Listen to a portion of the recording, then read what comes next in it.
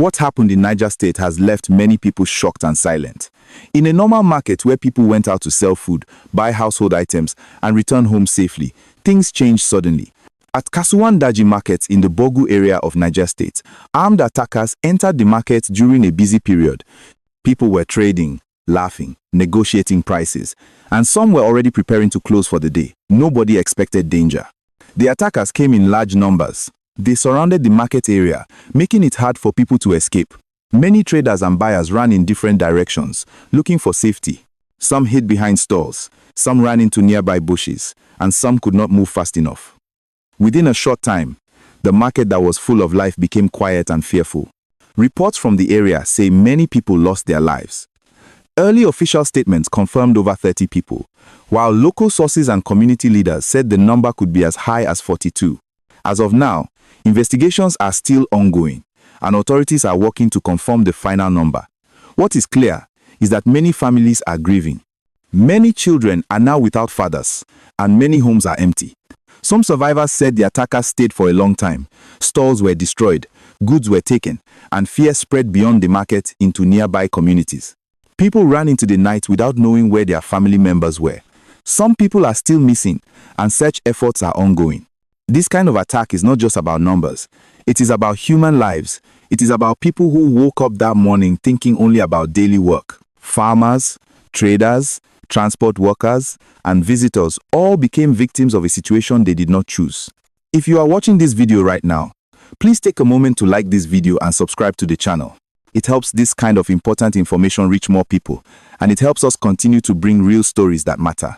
Security authorities have reacted. Orders have been given for security forces to move into the area, track those responsible, and protect nearby communities. Officials have promised that those behind this attack will be found. Rescue efforts are also ongoing for anyone who may have been taken away during the chaos. Communities around the area are now on high alert, and movement has reduced as people fear further trouble. Many people are asking why markets are often targeted. The reason is simple. Markets are open places. They bring many people together. They are close to rural communities and sometimes far from strong security presence. When attackers strike markets, the impact is wide. Families lose income, food supply is affected, and fear spreads quickly. Another issue people are asking about is why the information sometimes changes. In situations like this, details come from many sources at the same time. Police, hospitals, community leaders, and eyewitnesses all report what they know. It takes time to verify everything. That is why responsible reporting shares confirmed facts and also explains when information is still being checked.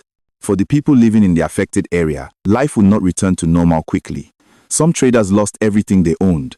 Some families are planning burials instead of planning their future. Children who were meant to return to school are now facing uncertainty. Support, both emotional and material, will be needed for a long time. This situation also raises serious questions about safety in rural areas. People want to know what more can be done to protect communities, how early warnings can be improved, and how cooperation between locals and security agencies can become stronger. These are discussions that must continue, not only after tragedy, but before the next one happens. As citizens, sharing verified information, staying calm, and supporting affected communities in responsible ways matters. Avoid spreading rumors, focus on facts, encourage peace and cooperation. If you believe accurate news matters, please like this video and subscribe to the channel again. Your support helps keep this space active and responsible. This story is still developing. Authorities are continuing investigations and more official updates are expected. We will keep following the situation closely and bring updates as soon as they are confirmed. Beyond the immediate shock, what many people are feeling right now is fear mixed with frustration. Fear because this happened in a place where people believed they were safe.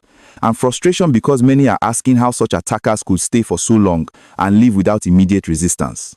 These are fair questions, and they are questions authorities are now under pressure to answer clearly. In the days after the attack, security presence in and around the affected area increased. Checkpoints were reinforced, patrols were intensified, and surrounding communities were advised to stay alert. Local leaders have been meeting with security officials, sharing information that may help identify those responsible. While this does not erase what has already happened, it is an important step toward preventing a repeat. One important thing to understand is that attacks like this affect more than one community. When a major market is hit, nearby villages also suffer. Food prices may rise because traders are afraid to travel.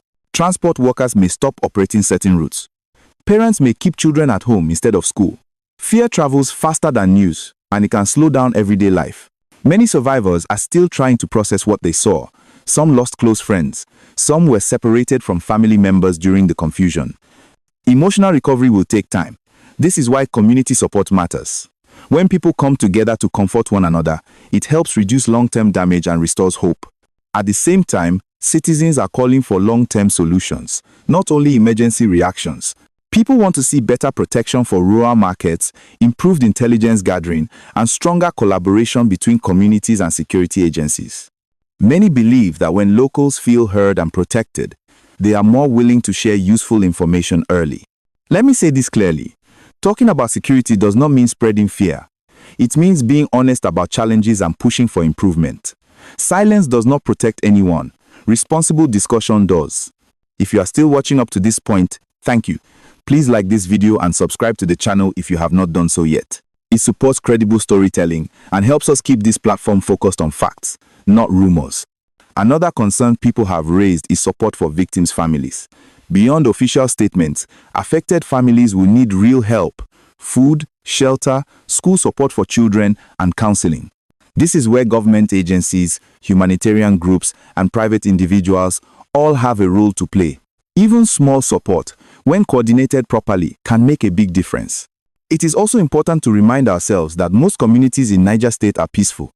Farmers want to farm. Traders want to trade. Families want to live quietly. Acts like this do not represent the values of the people living there.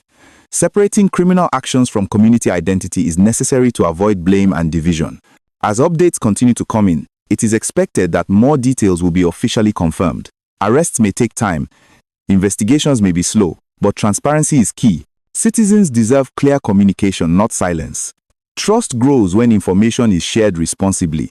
This story is painful, but it is also a reminder of why staying informed matters. When people understand what is happening, they can make better decisions, demand accountability, and support one another properly.